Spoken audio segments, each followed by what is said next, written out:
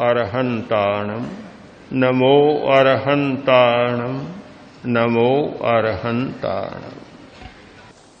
प्रश्न हुआ, बहुत कठोर बात है, स्वेदन करना, वमन करना, विरेचन करना बहुत कठिन बात है। जब कुशल वैद्य कायाकल्प कराने के लिए वमन कराता है और वमन कराने के लिए मदन फल या वैसी कोई दूसरी औषधि देता है और जब वह औषधि जाकर अपना काम करती है, भीतर से दम घुटने लगता है, जी मचलाने लगता है, मितलियां आती है, तब आकाश और पाताल एक हो जाते हैं।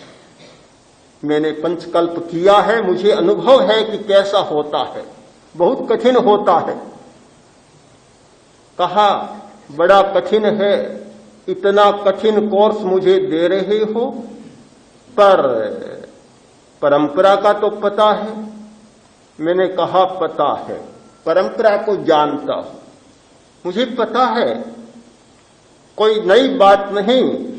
मैंने ये परंपरा जानी है मेरे आचार्य से, आचार्य तुलसी से, और इसके पीछे महावैद्यों की परंपरा जुड़ी हुई है, पूरी श्रृंखला है। मैं तुम्हें कुछ व्यक्तियों से परिचय कराऊं, जयाचार्य के पास ले चलूं, जो महावैद्य थे, मन का कायाकल्प कराने के कुशल शिल्पी थे, उनके पास ले चलूं, आचार्य शिव कोटि के पास ले चलूं, जो बहुत कुशल शिल्पी थे आराधना कुटीर बनाने के और पंचकल्प कराने के। और भी कितने नाम गिनाऊं तुम्हें, सारे पुराने महावैद्यों की, आचार्यों की परंपरा को जानता हूं। इसीलिए मैं तुम्हें कहता हूं कि यह तो करना ही होगा, इसके बिना कोई चारा नहीं। अगर तुम्हें मन का कायाकल्प कराना है तो अनिवार्य है, अन्यथा नहीं होगा।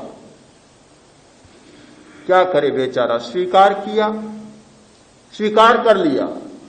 मैंने कहा क्रम शुरू करो, क्या होगा? मिच्छामि दुक्कडम, मिच्छामि दुक्कडम से शुरू करें।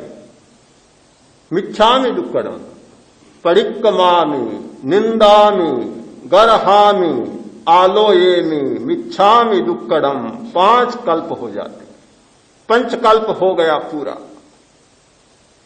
आराधना के प्रतिपद में देख सकते हैं, 3 पद दूसरे और चौथा पद आता है मिच्छामि दुक्कडम। बार बार मिच्छामि दुक्कडम, बार बार मिच्छामि दुक्कडम का प्रयोग पंचकल्प के लिए जरूरी है। दूसरी बात हो गई, शोधन कर लिया, विरेचन किया, वमन का प्रयोग किया, स्वेदन किया, स्नेहन किया, सब कुछ कर लिया, शरीर को बिल्कुल शुद्ध बना दिया, मिच्छामि दुक्कडम कह कह कर, और सारे मन को शुद्ध कर लिया। किंतु एक व्यवस्था अगर न हो दवा की, कि भविष्य के लिए कोई व्यवस्था की जाए, तो फिर मिच्छामि दुक्कडम भी कोई दूसरा बन जाता है।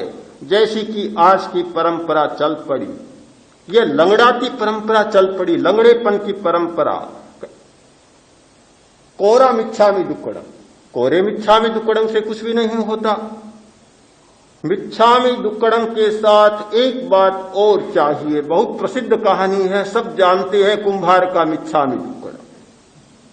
कुंभार का मिच्छामि दुक्कडम अधूरा मिच्छामि दुक्कडम, पूरा नहीं, पूरा अर्थ उसमें नहीं समाया। साधु बैठा था, नया नया बना था, नया, और योग ऐसा मिला कि कुंभार के घर ही ठहरना हुआ।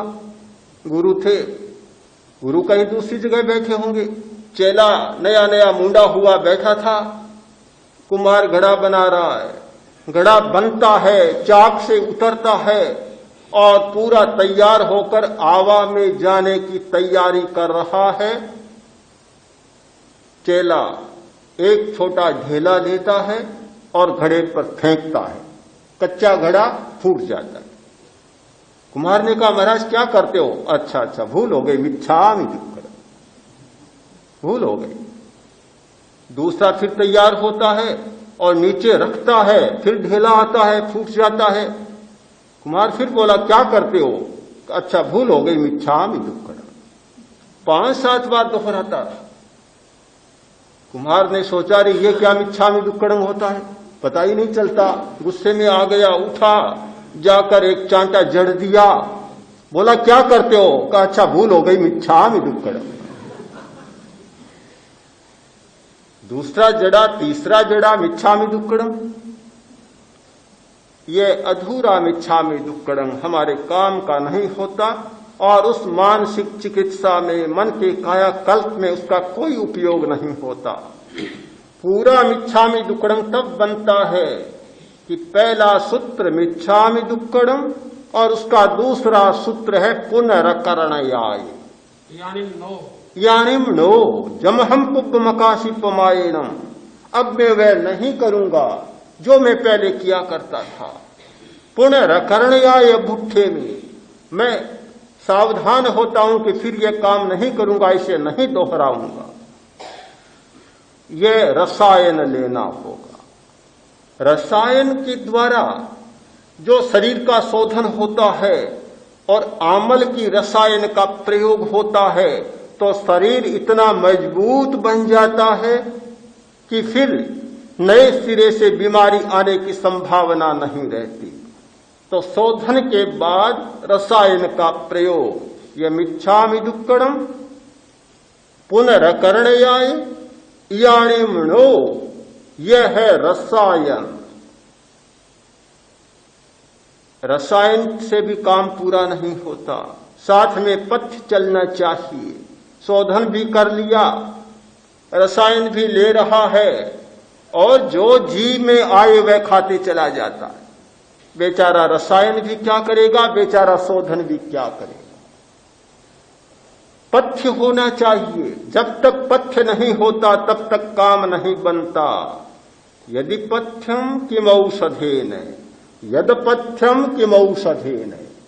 यदि पथ्य है तो दवा से क्या, और यदि पथ्य नहीं है तो फिर दवा से क्या। साधना करने वाले व्यक्ति, शिविर में भाग लेने वाले व्यक्ति बदल जाते,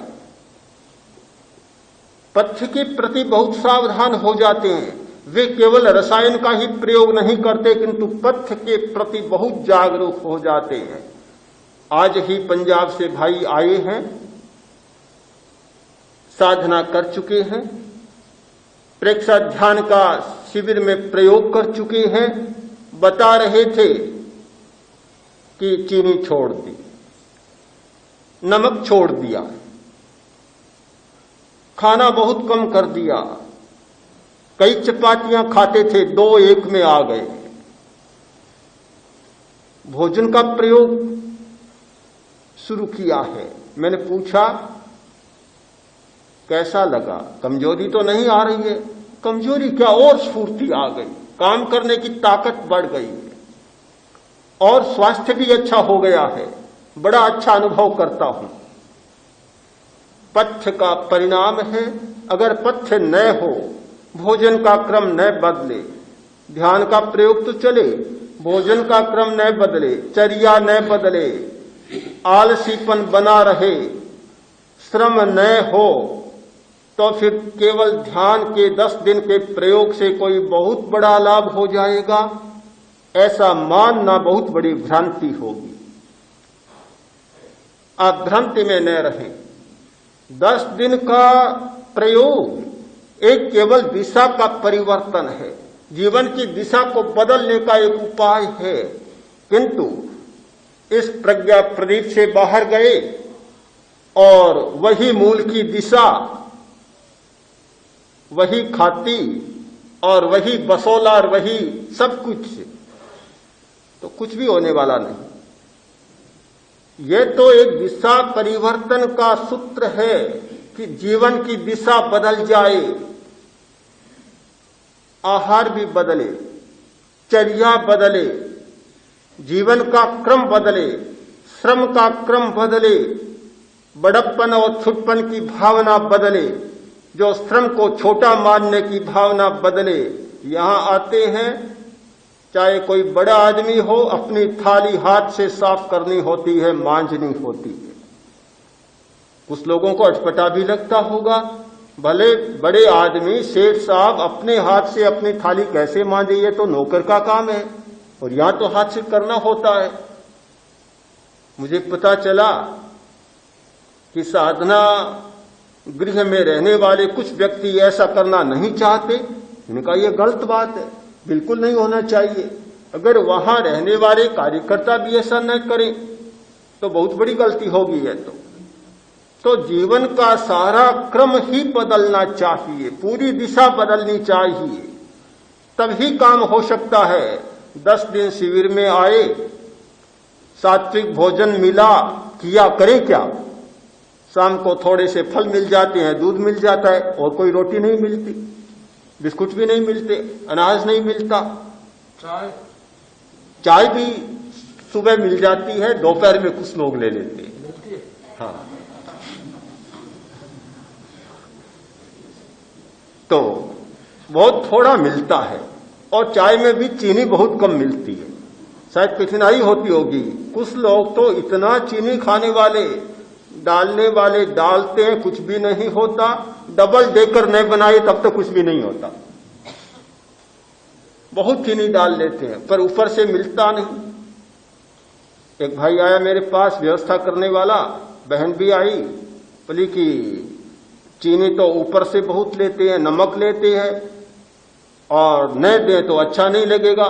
मैंने कहा, सबको बता दो, व्यवस्था है, नियम है शिविर का, कि ऊपर से न चीनी मिलेगी न नमक मिलेगा। हाँ,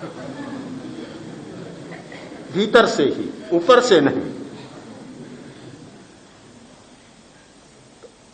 10 दिन तक खाने का प्रयोग किया और बाहर निकले, ऐसा अनुभव किया कि 10 दिन तो किसी कारा में बंदी बने बैठे थे, और अब बाहर निकले हैं। बाहर जाते ही सबसे पहले तो कचौड़ी वाले के पास चले कि गरम गरम कचौड़ियां खाएं, पकोड़े खाएं, बड़े खाएं, ये खाएं, वह खाएं, चीनी की जो कमी रही है उसको पूरा कर लें।